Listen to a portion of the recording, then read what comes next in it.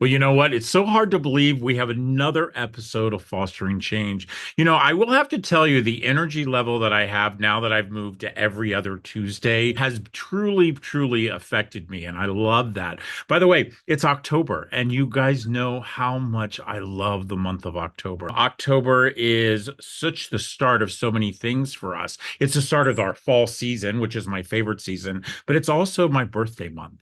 And, I say this quite often as a kid who grew up in the system, birthdays are something that for some reason, kids in foster care, we seem to always get slighted. Whether it's only a birthday cake and no party, which, by the way, I was 40 years old when my husband threw me my very first birthday party, which, because I never had one as a kid. And so this month is really big, and my husband even makes it bigger. But you know what I'm excited about is our partnerships. This October, well, actually, it's going to start on November 1st. We are partnering with Barely Canada. Now, let me tell you about them. They make these unbelievable sweatshirts. They are absolutely the softest material you could ever imagine. I have some sweatshirts, I have some t-shirts. You'll definitely be seeing me wearing some of those on our social media. But guess what?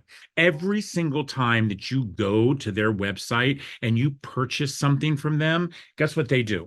They donate a Comfort XL to Comfort Cases. Now, remember, I've told you, Briggs and Riley designed these, Solo of New York. They retail for $148. They are a 32-inch duffel bag. It is going to make sure that this is not given to a child, but instead dignity is given to a child. So, look out for that. But now let's talk about the podcast. I am so, so excited. I have not read as many books this year as I have read in the last 4 months. It has been book after book. Fortunately, I've been traveling like crazy, so I've had a lot of time. And by the way, they haven't been audiobooks. I've actually been reading the books. And this next book that I read absolutely moved me. Anyone who knows me knows that there's one person that I admire in my entire life. Dancer, I call her a performer that no other person could have ever taken my eyes off, and that was Tina Turner. The fact is that when I went into the Navy, everybody had to put a picture on the wall of who they loved back home. And for me as a kid in foster care, I didn't have anybody back home. But the one thing that I had in my wallet that I always carried was a picture of Tina Turner. And it was a picture of Tina Turner on the stage as she was performing Proud Mary. And the thing that you noticed was those legs. Well, let me tell you something. This next guest, you can see those beautiful legs that I have not seen in a long time. The fact is that Lillian Colon is the very first Latina Rockette. This is the last day of National Latino Heritage Month. And so, with my next guest, I'd like to welcome Lillian to Fostering Change. Thank you. Thank you, Rob, for having me. How exciting. Okay, I have to tell you, I am the probably the biggest Tina Turner fan there is. There is nothing about her that you could ever quiz me that I don't know about. And when I got your book, that's the very first thing that I noticed was those your beautiful legs and I hope that, I'm not going to get a lot of hate mail saying, how could you say that about a woman? But I just, you were a rockette. I was. Oh my I gosh. was. And to be the first woman of color, to be a rockette. Yes, it's unbelievable. It's You know, unbelievable to me. so I want to go back though, because people always say all the time, how do we pick our guests? And I always try to make sure that our guests, they either are nonprofits that deal with foster care, they've been somewhere, but you actually started out in New York, in the Bronx, growing up in an orphanage. I did. I did. Those were the beginnings. So tell me exactly how all of that started. So I'm assuming that with your beautiful accent that your family came here. Were you born here in the States? I was born here in New York City, in the Okay. Bronx, and my parents came in the 50s. Okay. And I was born here, and I lived with them until I was 3 years old, and then I was sent to live in an orphanage after that. Okay. So I'd like to know how that happened and why. That's a good question. My father just dismantled the whole family for some reason. And he sent me there, and he wouldn't sign for me to be fostered or adopted. So I stayed there for 15 years. 15 years. Was it a girls' orphanage? It was co-ed. It was a co-ed It orphanage, was and it was 500 located children. and 100 kids, and it was right there in New York, It was in the Bronx. It in the was Bronx. the Lieutenant Joseph P. Kennedy Jr. Home for Children. It was the summer home of the Kennedys, and they donated it to the Archdiocese for an orphanage for children like me. Wow. The fact is that we don't have orphanages in our country any longer. They call them group homes if they, but knowing that, and do you have any brothers and sisters? I do. My oldest brother was sent to Vietnam and never came home, and he became my strength because he told me before he left that he wasn't going to come back, and I didn't understand why he said that. And then, of course, a year later, I realized that he knew that he was not going to come home, and that gave me the strength to fight for my own life. And I did have another brother that lived in the orphanage, so and a sister that was given away to for adoption. Wow. Wow. Besides, and again, losing your brother to the war, as somebody who was in the United States Navy, I can't thank your brother enough for, the fact that he gave his life to, for so many people. But do you keep in touch with your other siblings? I do. I keep in touch here and there. I had made a decision once my brother Abraham had gotten killed that I was going to live my life the way I wanted to, and I knew that I would be alone. But that's where I was anyway. So even with 500 children in the orphanage, I was, you're still alone. the No, group let me homes are the group homes are so much smaller than the orphanage was. So do so as you're in New York, your dream is that you wanted to be a dancer. So you knew at a very young age that that's the goal that you wanted. So here you're in this orphanage. And by the way, those who are watching and listening, understanding that, growing up in an orphanage, you want to talk about seeing no hope. I mean, it is, and especially, I mean, this was a Catholic orphanage at that. So I'm assuming that the nuns were running this orphanage. Is that correct? You got that, 22 of them. So strict. I mean, many knuckles were probably slapped with rulers if you did not, or making sure that that Absolutely. dress hemline was the exact place. And, I just, there weren't TVs. I'm assuming that you guys were all able to just sit around and watch and just do what you wanted No, to do. No, of course not. no, And that's what no. people need to understand. But you had a dream, and your dream was to be a dancer. Was it to be a rockette, or was it just to be a dancer? To be a professional dancer, but when the nuns took us to Radio City for the very first time, and I saw it was so perfect. Everything just came together, the sets, the costumes, the lighting, everything just worked. And I was living in such an unperfect world. To see such a perfect world on the stage, I had to be a part of it, and not to mention all the glitter and all those costumes that make you feel like $1 million when you wear them.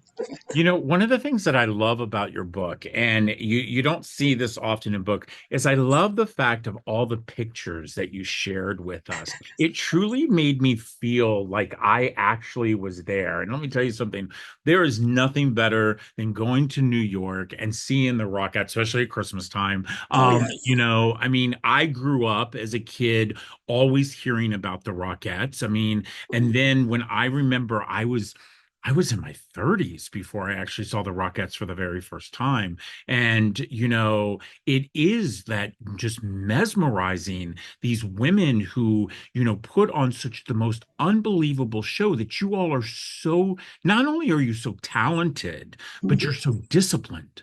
You're Yes. so disciplined. And, as I was reading your book, I kept thinking, I'm trying to figure out why there hasn't been a movie made of this. You know, Oh, I'm hoping one day. I mean, because I'm telling you, it's a true rags to riches type of story. I mean, who would have thought at the age of 32? So was it the first time you tried out for the Rockettes, or and then you got it, or had you tried out before? No, at that time they didn't have open auditions for the Rockettes. But when they did open up, I saw it in the paper and I ran. And I got Cheetah Rivera and the Rockettes in Can Can. So, and she was like my idol the whole time on Broadway. So to think that I had gotten that audition, that was a hard audition. I mean, Wow. 16 forte turns, double pirouette down to the floor. I mean, it was really grueling, but it was so wonderful. I nailed it and I was able to be in the show, which was so exciting. And that's when I became a Rockette. So how were you able to pay for dancing school? I I couldn't pay for dancing school. I went to performing arts high school, and that's where I got my formal training. But I didn't start dancing until I was like 14. Really? And when I walked into the class, everybody was way ahead of me. But I kept trying and I kept doing it. But you know, being Latina, that's also another thing. We already got that rhythm and that feel A in little us. salsa feeling We already that's in your yeah, we blood. got that. I Now what I love needed was the technique. So I had to build on the technique in order to become a rockette. And I'm assuming there were many, many hours of you practicing by yourself because of the fact that the students were so way ahead of you. Yes, I had to continue to work on my own because I didn't have money to take dance classes. So Right. So here you are, you're 32, you become a rockette, and it just totally changes everything for you. I mean, the fact is leaving that whole orphanage life behind, and now you're in front of the lights and you're in front of full audiences that are cheering and shouting as you all are doing the can. My question is though, as you continued on to your journey, I read that you actually were one of the oldest people that were actually chosen for the movie The Heights. I was. That is I was. so. I saw this audition and it said 20 to 65-year-olds. I was like, well, I fit that. So I'm going.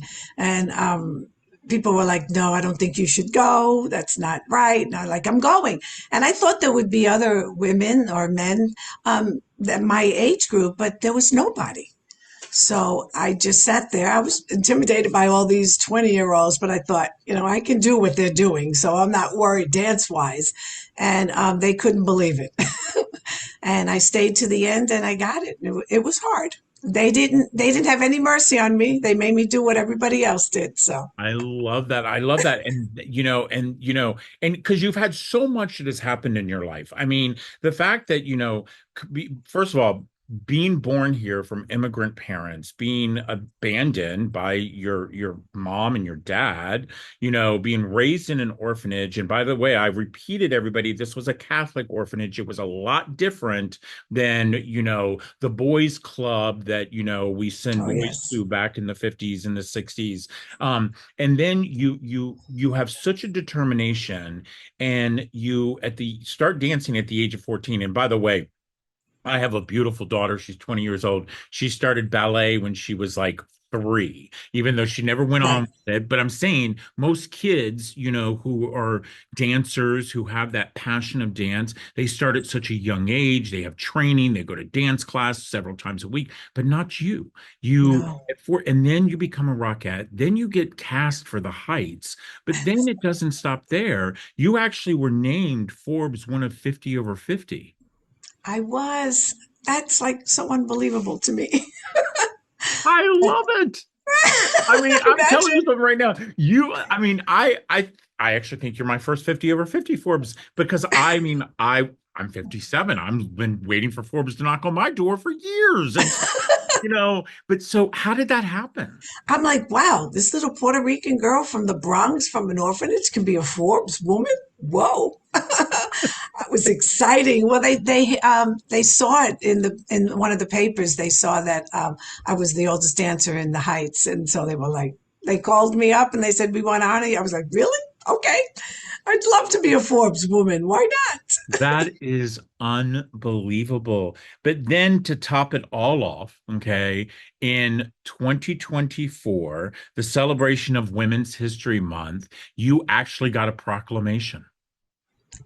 Do you believe that? A proclamation from the city of New York?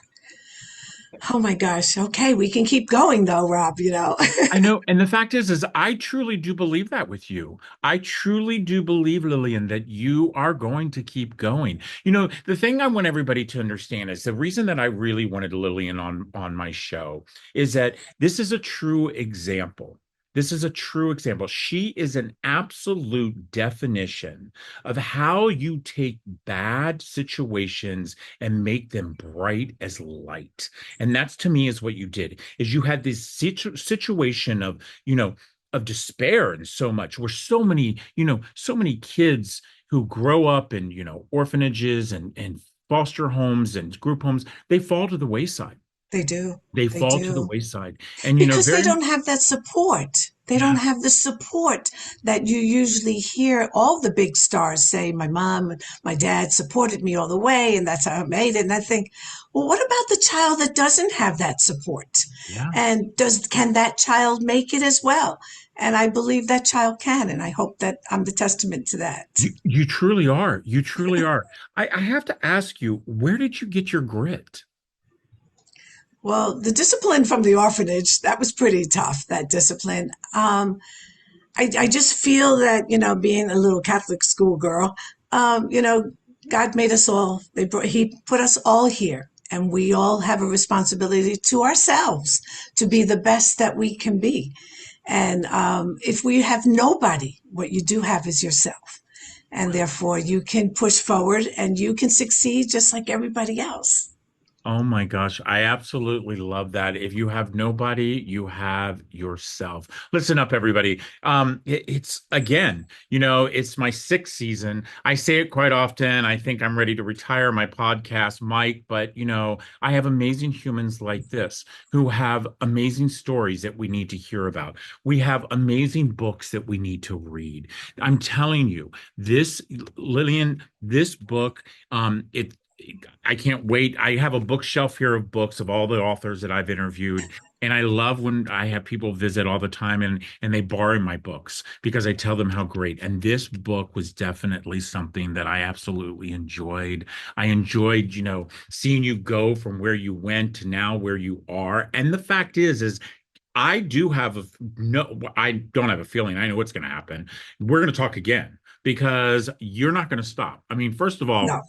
you don't look a day over 40. And so, and I will tell you, I know it's that Puerto Rican blood. And so, I actually just got back from Puerto Rico, supporting kids in foster care in Puerto Rico. As I remind everybody, Puerto Rico belongs to us. It's surrounded by water, but so is Hawaii.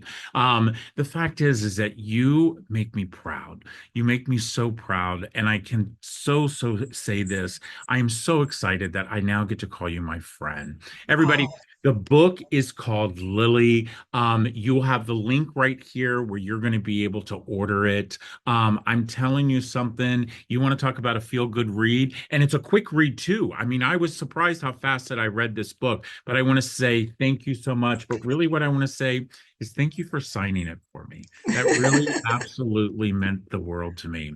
Listen up, everybody. It is October, and as I said, in a couple of days, it'll be my birthday. And the only thing I ask is that number one, we continue to be good humans. Number two, that we pray for peace throughout our entire world, which we so know that we need right now. But really, for my birthday, what I really would like is for somebody to go and send a backpack to Comfort Cases to make a child know that they have dignity, they have hope, and that they have a community that loves them. And until next time, this is Rob Scheer and another episode of Fostering Change. Take care.